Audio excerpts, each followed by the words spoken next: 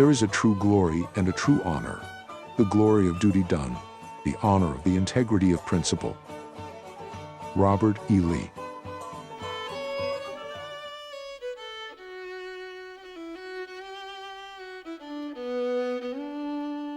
Never before, in the entire franchise, has the community of 15 million players been so divided. Activision's Warzone influencers have manipulated the community for years. They have cheated, lied, and deceived millions of people. Even when permanently banned, they continue to stream, and Activision look the other way. And a civil war has now started between Activision's influencers and the entire Warzone community. Change is needed, and needed now, before it is too late. Before I begin, I would like to introduce you to the Call of Duty Influencer Relations team. Meet the people who claim to be responsible for deciding who Call of Duty want to work with. That's right, these people decide how far you go with your gaming career. Natarsha, who was caught casually dropping the N-word in a recently exposed racist viral video, Where did this go? was flown out to LA by the Call of Duty Influencer team. Myself, along with other high-profile Twitter users, informed Shanice about this, but it was completely ignored. Strings were pulled behind the scenes to allow the 3 Australian females to attend the Call of Duty Next event together. So, who pulled the strings? Shanice. Why is someone from the North American influencer team flying Australian females out to the US when there are American creators grinding for months and even years for this opportunity? If Shanice doesn't like you personally or politically, you will not be getting an invite. Nadia, who is widely regarded as the biggest, most notorious Warzone cheating streamer, at one point fell under the protection of Shanice. There were times when Nadia would be banned from voice chat. Shanice would step in and remove the ban. It is Activision. You didn't get a notification or anything though. I did, but then it went away because Shanice messaged me saying that I'm not banned. Like she said that they took care of it. Because I was actually a 3-day ban. It's one rule for streamers and another rule for everyone else. I have uncovered some chat logs between a high-profile Warzone streamer and Robert Taylor, public relations influencer for Call of Duty. Robert gave the streamer a warning. Just so you are aware, you were killing any chances you had to work with us. They are constantly interfering with Warzone content creators. Censor was about to expose Nadia for being one of the names inside the cheat Discord. You know what I do find funny though? There's a girl that works at Activision that's mad that I made that troll, but she was mad if I exposed Nadia. Shanice stepped in and stopped him from exposing her. She also got very angry with him. And then the girl's still mad, and you just can't win. Yeah, it's a lose-lose. Shanice says hi on Twitter. It concerns me greatly when a Call of Duty relations team directly interfere with things that have nothing to do with them. I reached out to Censor and asked him to release the chat logs. Censor did not respond, which I find bizarre. Instead, he released a response which was completely scripted. Hey, listen, bro, I'm not trying to ruin nobody's careers out here, chat. You gotta if you think I'm gonna come after Nadia and try to ruin her career. You gotta be up if you think I'm doing that, bro. Censor paid the ultimate price and was banned from $100,000 tournaments. If you go against this team, you will be cancelled. But if you manage to get on their good side, here is the junk you are missing out on. You're so condescending. Your goal is never ending. We don't want nothing from you. Your life is trade-jaded, boring and confiscated. If that's your best from you. Call of Duty community, myself included, have always claimed high-profile Warzone streamers are protected by a whitelist. During the Twitch leak, we got to see for the first time that whitelists do indeed exist to protect streamers. With streamers getting special privileges, with notes such as, do not ban for literally any reason. Tim the Tatman also featured on the list along with many more streamers and content creators. I headed to the dark web to investigate the Twitch leaks, as the information online is not full and complete. I was able to get the full salaries of all the Warzone streamers, as well as the complete whitelist. Symphony bagged himself a nice $1.3 million, with Bobby Poff Gaming taking 1.4, and TP at just over 1.7 million. Iceman Isaac took over $500,000. The permanently banned Warzone streamer, 5x5, took home $136,000. Huskers took home just under $850,000. That is twice as much as a cardiologist. While Mutex bagged a nice $450,000. Aiden made just under $1 million. With the Baca brothers taking home a whopping $1.3 million. This one took home just under $150,000. That is 3 times as much than our active serving Marines. It's absolutely disgusting. This Warzone streamer decided to reach out to Robert from the influencer relations team at Call of Duty for help after his shadow ban. This is what the streamer had to say.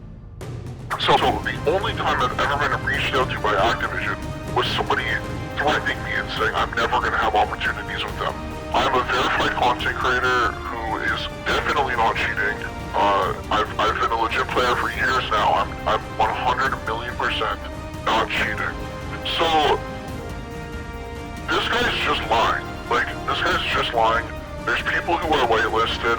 I've never seen Biffle get shadow banned. And a big thing that I know these people can unshadow people. Because Mutex had his account, Mutex, that was his name. He name changed one day to avoid stream sniping to Canadian Bacon, which is still his name right now. And the day he changed his name to Canadian Bacon, it changed his Activision ID. And what that did was it actually removed him off the waitlist, because the name that was on the waitlist was, these aren't the right numbers, but it would have been Mutex hashtag 123456. That would have been his old Activision name.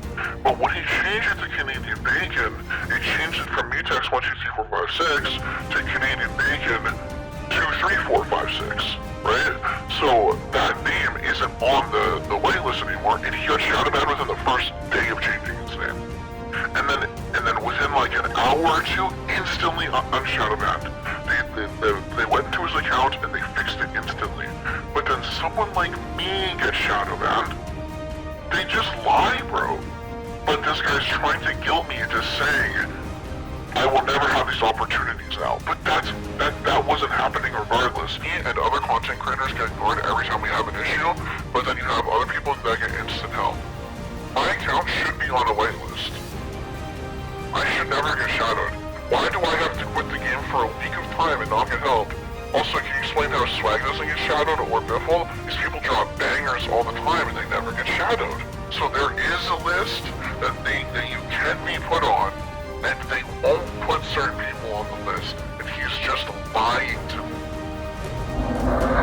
Activision know high-profile streamers are cheating.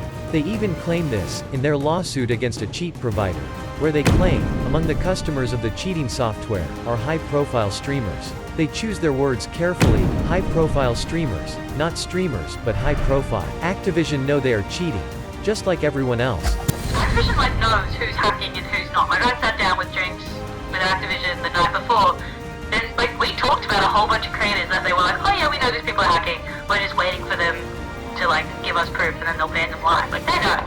Millions are leaving this game, as Call of Duty spend more time fussing over streamers than they do trying to maintain the game. Hi, would you like a slice? Are you hungry? These 3 need to be fired, and quickly. Stop wasting money, and fix the game. Let me remind you how far you have drifted.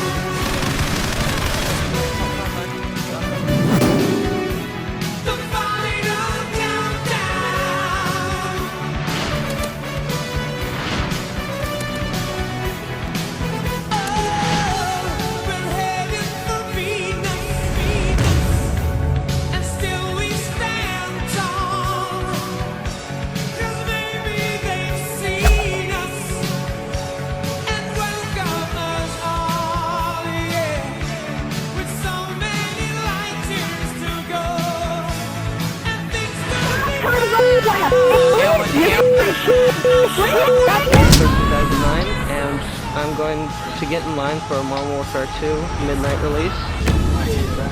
Yay, it's midnight! It's midnight!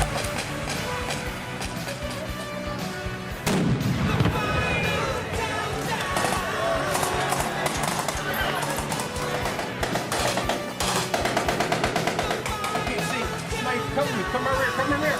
Come over here.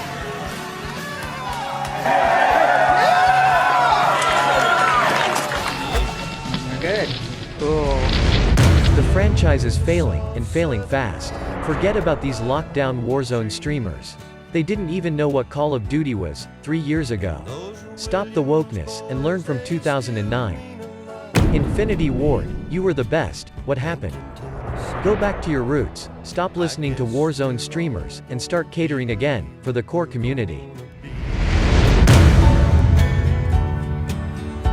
So what do you do with good old boys like me?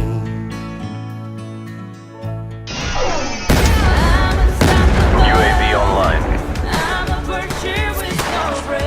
Tactical nuke ready for launch. Tactical nuke incoming!